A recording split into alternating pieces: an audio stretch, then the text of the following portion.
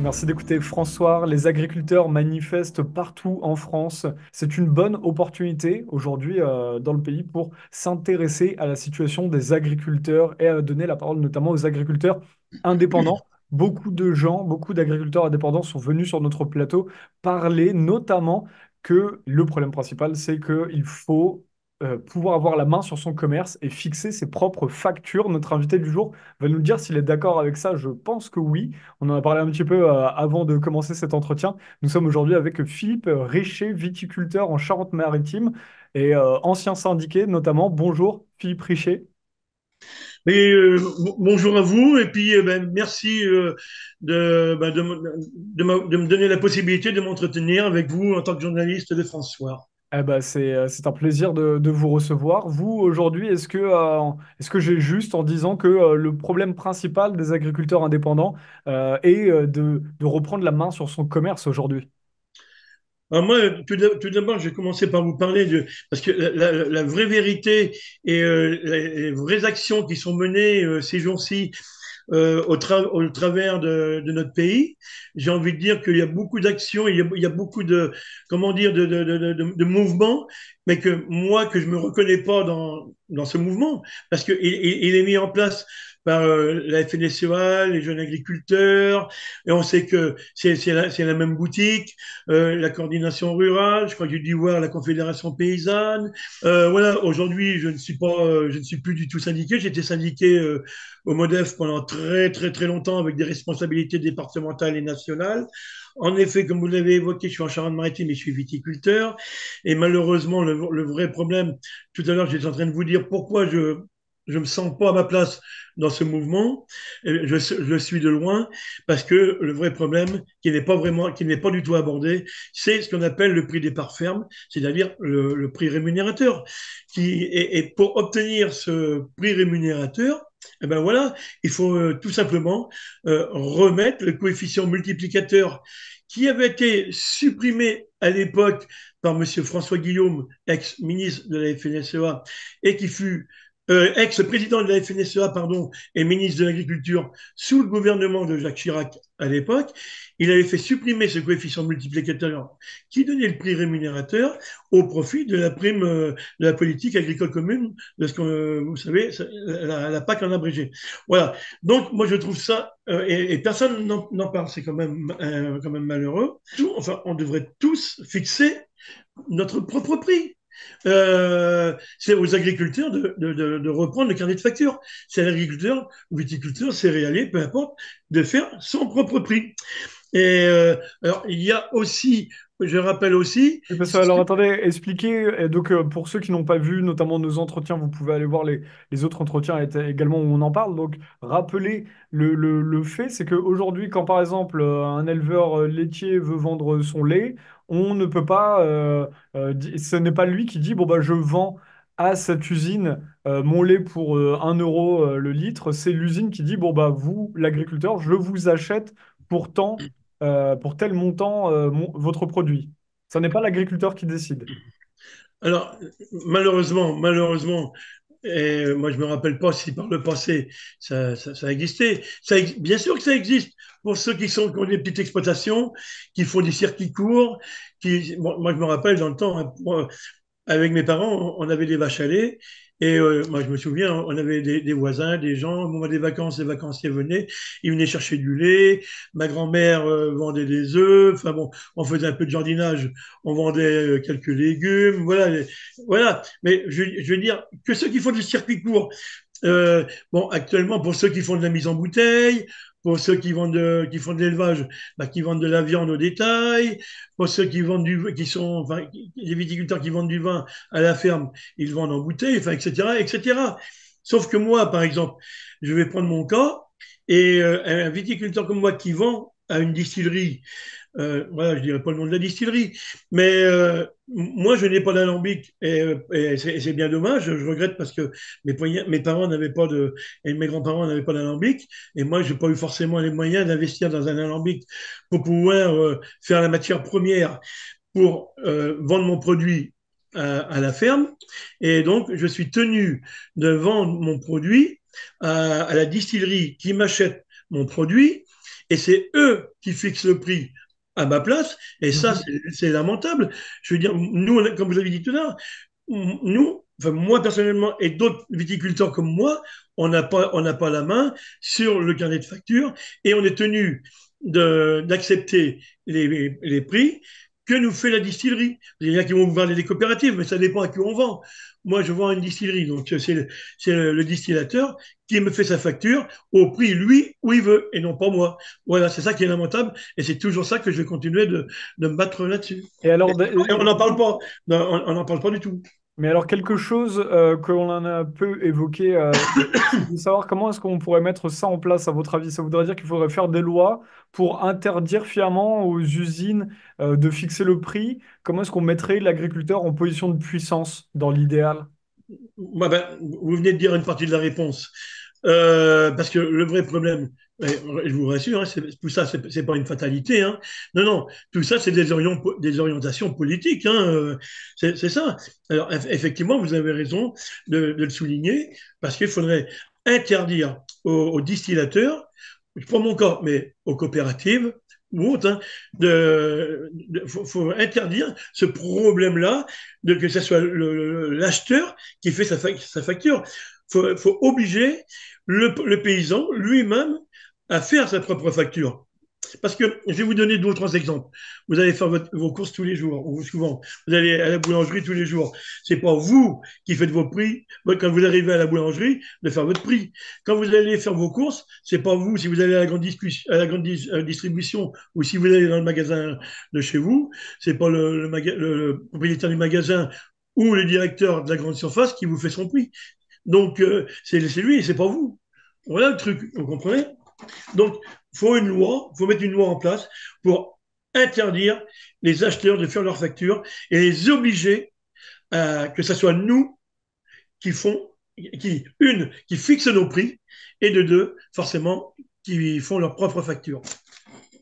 Donc, vous avez parlé au début, vous avez ouvert sur les manifestations actuelles. Donc, comme elles sont, on va dire, à l'initiative des syndicats, notamment du syndicat dit majoritaire, la FNSEA, vous remettez en question aujourd'hui qu'est-ce que vous regrettez le plus avec les syndicats? Pourquoi est-ce que vous demandez aux gens de se méfier des syndicats?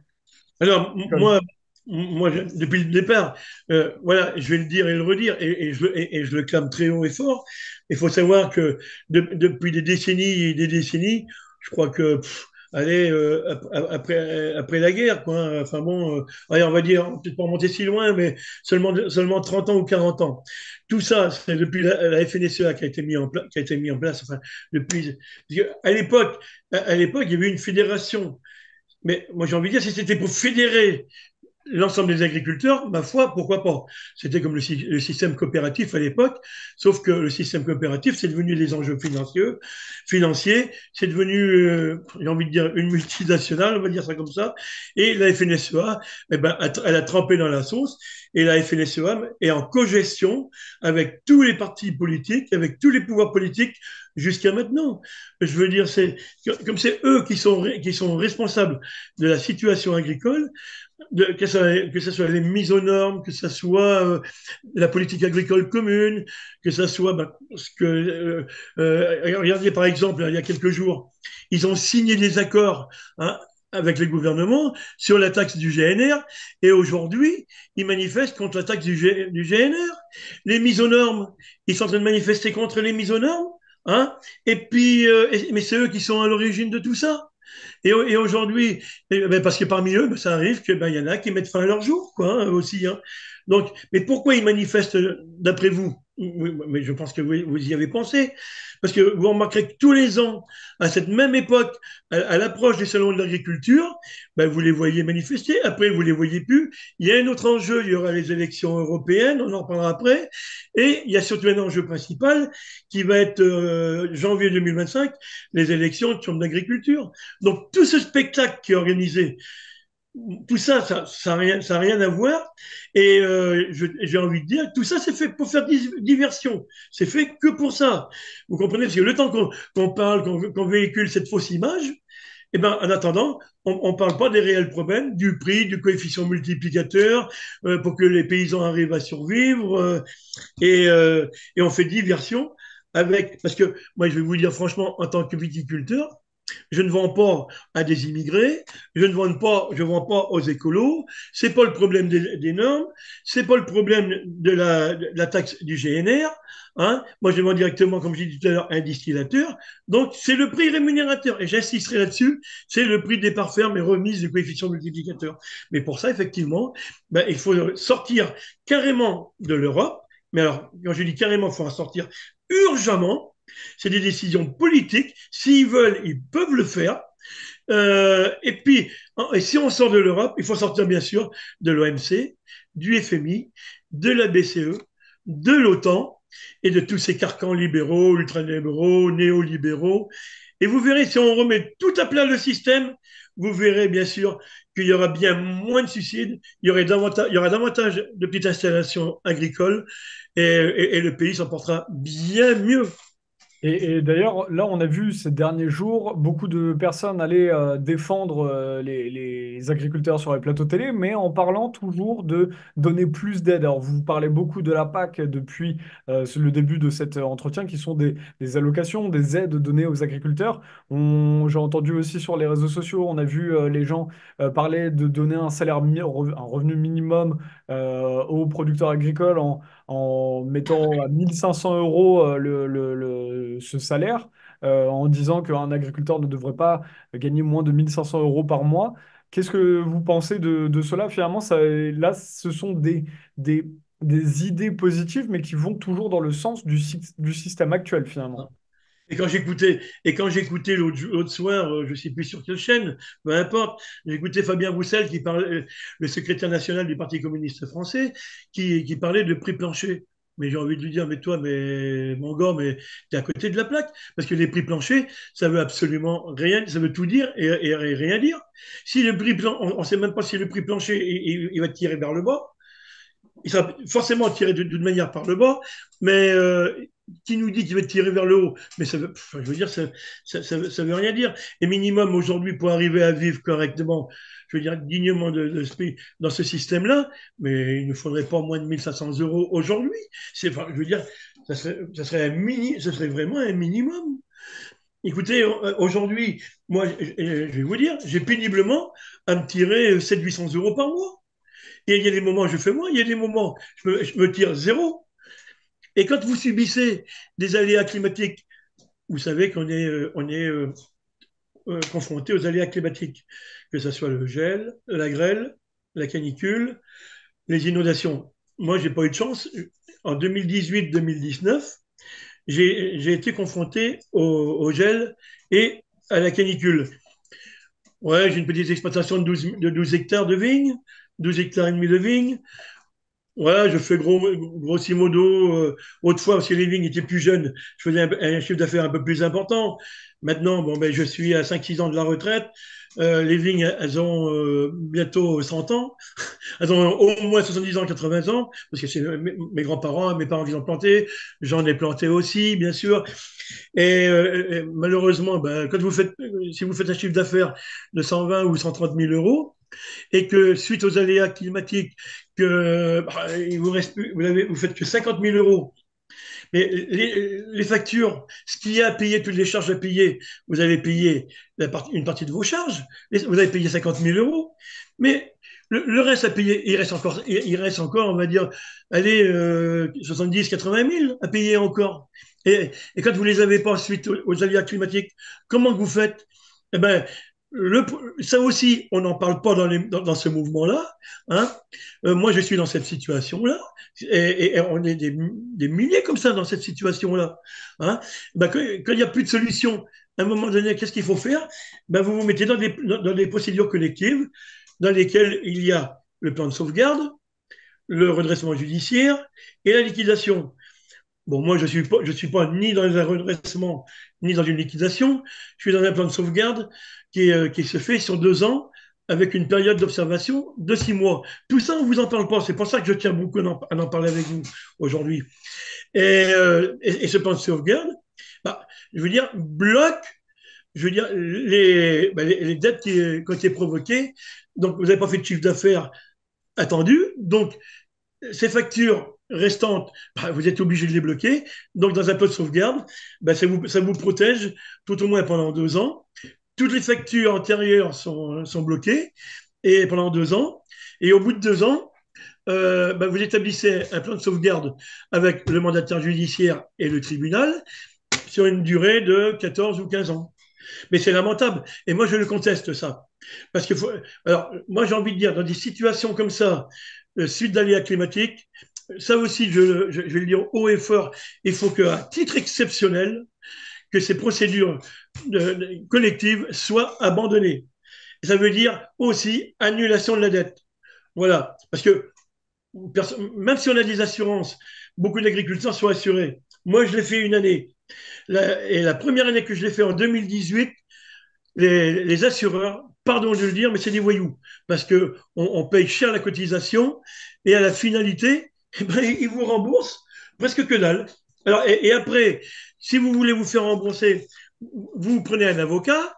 L'avocat va vous coûter autour de 2000, 2500 euros. Et pour essayer de récupérer dessous, vous allez peut-être récupérer, allez, 1500 balles, 2000 balles, hein, mais vous avez donné 2500 balles à l'avocat pour vous défendre. Vous croyez que c'est normal? Tout ça, on ne le dit pas, tout ça. Hein, et tout ça, ça se rajoute à vos charges, quoi. Donc, voilà pourquoi on en est rendu dans une telle situation. Moi, là, dans ce système-là, bah, j'invite les agriculteurs, les viticulteurs, les céréaliers et autres qui se trouvent dans des situations comme je viens d'évoquer, de se lancer dans des plans de sauvegarde. À l'heure actuelle, je dis bien, attention, je précise, hein, parce qu'aujourd'hui, tant que ce système est en place, on n'a pas trop le choix. Mais moi, j'appelle tout le monde et tous les agriculteurs, pas que, et au-delà de l'agriculture, comme je vous ai dit tout à l'heure, à sortir de l'Europe, de tous ces carcans libéraux, néolibéraux, ultralibéraux. Parce que, Voilà. Et donc, remettre, et j'insiste, et remettre le coefficient multiplicateur sur toutes les productions agricoles, viticoles et céréalières. Parce que c'est ça l'enjeu principal, tout ça. Voilà. Et sortir de la PAC. Et supprimer les aides PAC aussi. Toutes les aides aussi. Voilà. Parce qu'à ce moment-là, si vous avez un coefficient multiplicateur qui permet de vous rémunérer, eh ben vous êtes indépendant, vous êtes tout de suite indépendant, puis vous n'êtes plus dépendant du système. alors comment fonctionnerait ce coefficient multiplicateur que l'on comprenne bien? Comment est-ce qu'on pourrait le remettre? Ben, ce coefficient multiplicateur, encore une fois, c'est pas une fatalité, c'est un choix politique, et c'est à notre président de la République, à notre Premier ministre et son gouvernement, et de voter ça, de voter à l'Assemblée générale, à l'Assemblée nationale, pardon, de voter une loi pour remettre ce coefficient multiplicateur. C'est le coefficient multiplicateur qui donne le prix rémunérateur sur toutes les productions. Bon. Vous irez voir parce que c'est un petit peu complexe à comprendre, mais vous pouvez le retrouver. Hein, aujourd'hui, on a tout ce qu'il faut pour le retrouver. Mais tant qu'on ne remettra pas ce coefficient, ils ne voudront pas le remettre pour l'instant. Il faut qu'on sorte, vous comprenez? Il faut qu'on sorte de cette Europe.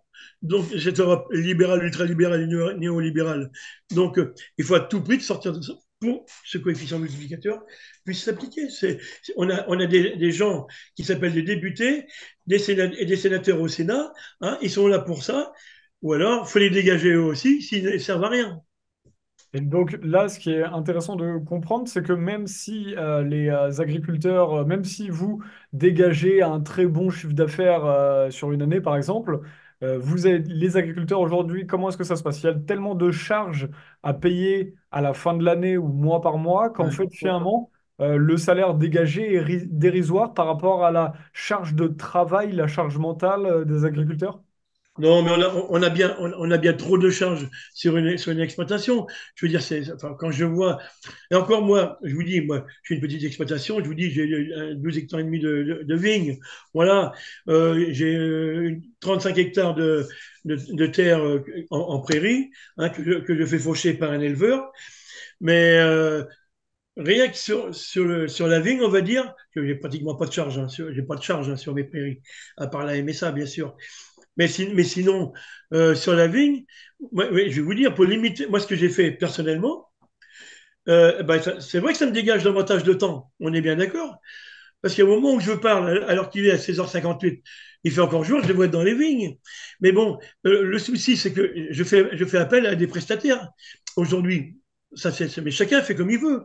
Je veux dire, quand j'ai des travaux, par exemple, de traitement, et que moi, que je ne suis pas dans le conventionnel et que je suis dans une agriculture raisonnée, quand les types ils font 15, 16 ou 20 traitements, moi, j'en fais que 5 ou 6.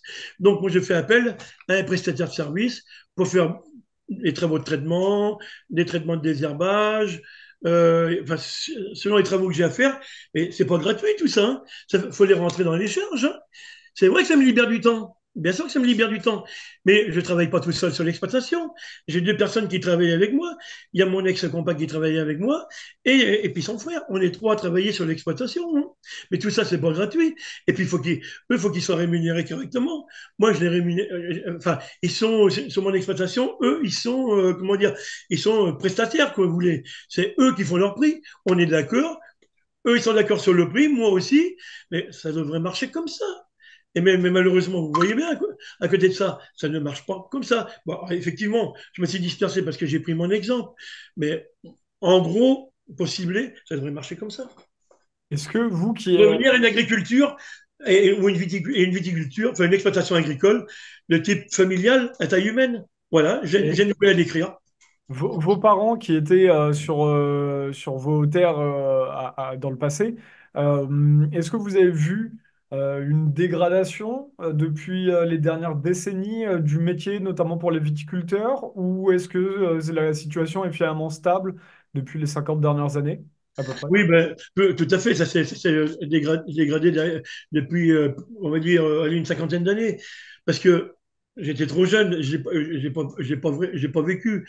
Mais si on reprend mes grands-parents, mes parents qui sont arrivés après ils ont connu la guerre, hein, les deux dernières guerres mondiales. Il y a eu les 30 glorieuses, mais depuis, eh ben, ça s'est complètement dégradé. Et j'étais tout jeune encore chez mes parents, mais on vivait vachement bien. Dans ma commune de Meursac, en Charente-Maritime, on est aujourd'hui 1554 habitants. Je crois on doit plus que à l'intérieur de la commune, hein. Après, si on parle dans les villages, il y a quelques agriculteurs, viticulteurs encore. Mais à l'intérieur de la commune, je crois on doit plus être que deux ou trois. Alors que autrefois, dans la rue dans ma rue de chez mes parents, mais c'était vivant.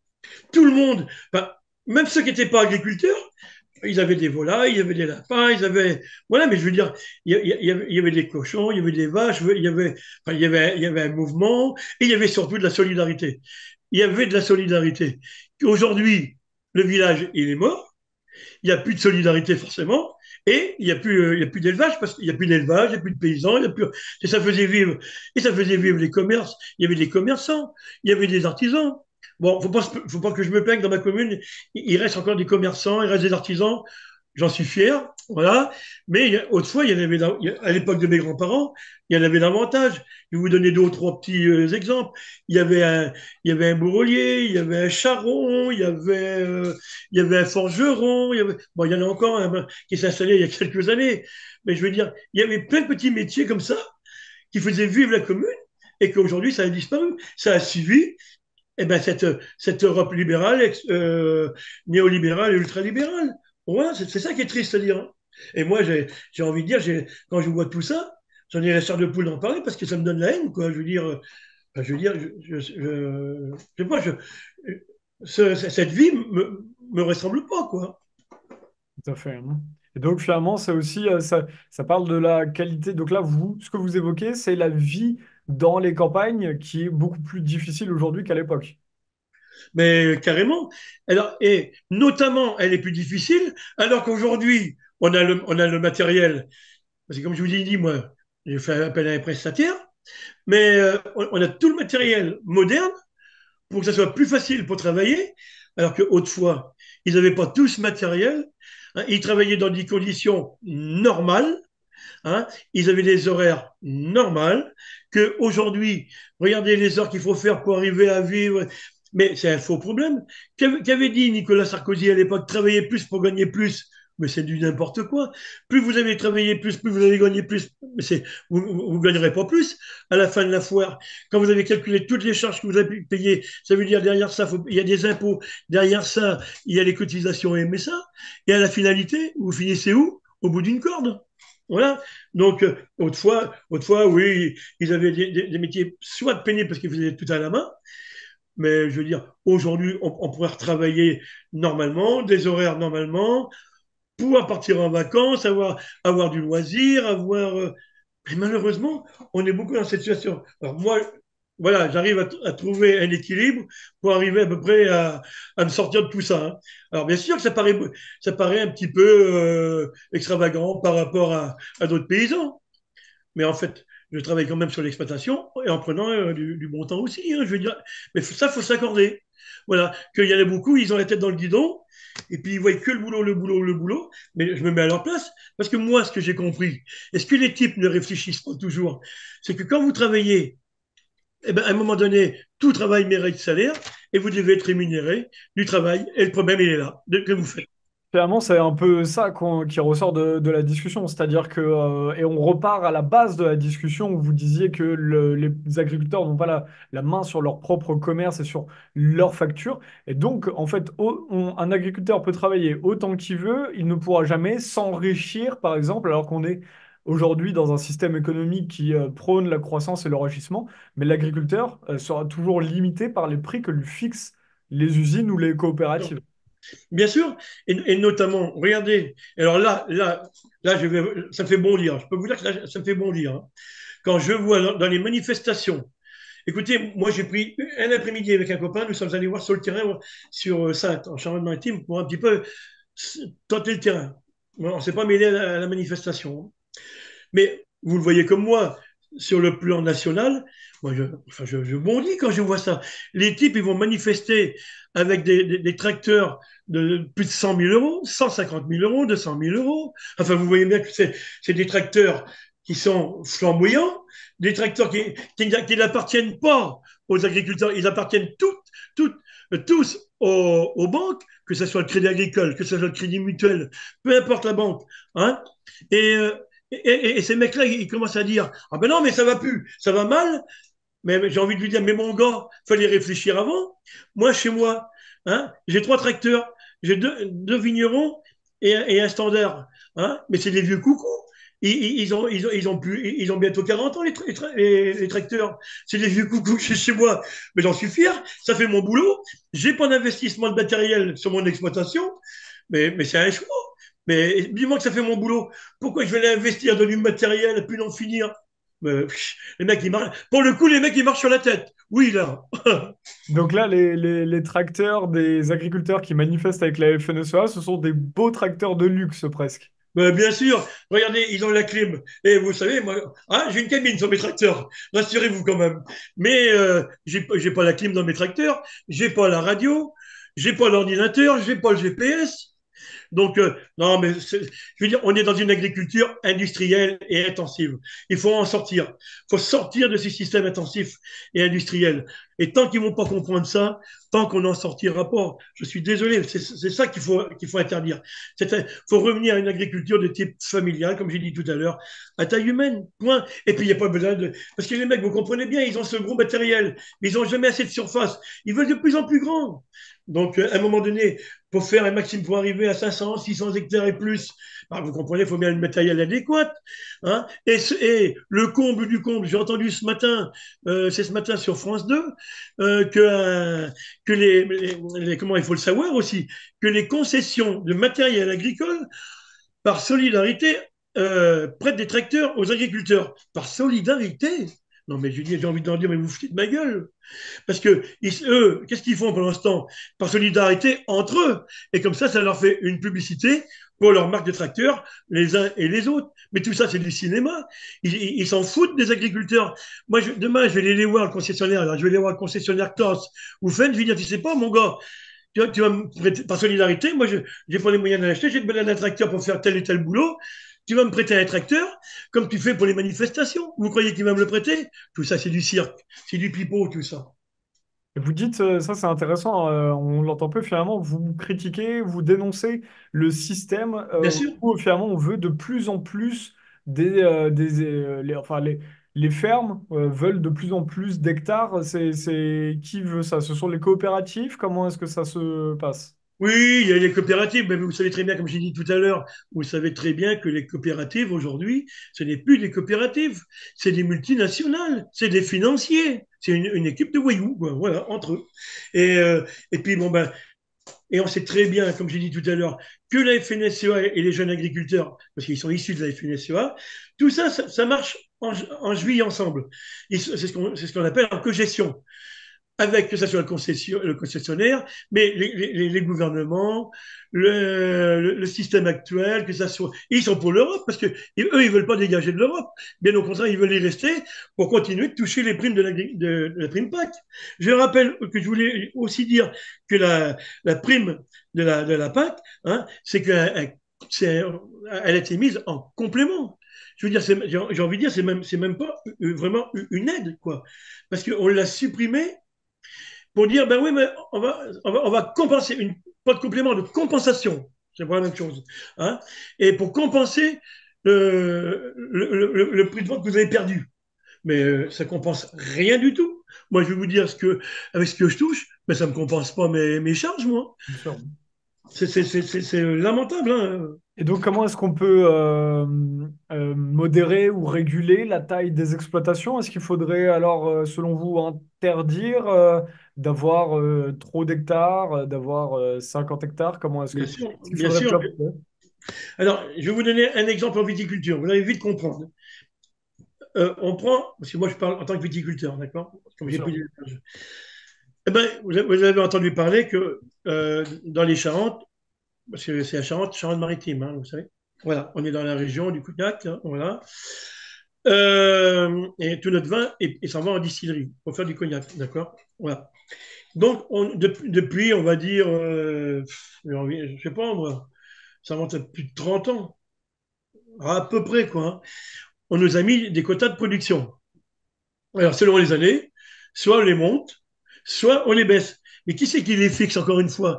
C'est tous ces dirigeants de la FNSEA qui siègent en interprofession et en cogestion avec les distillateurs, hein, où dans ces interprofessions, vous trouvez des banques, vous trouvez des responsables de MSA, vous trouvez des responsables de SAFER, des responsables de chambre d'agriculture, des responsables de la DDTM, enfin, je veux dire, toute la véritable mafia qui fixe les prix.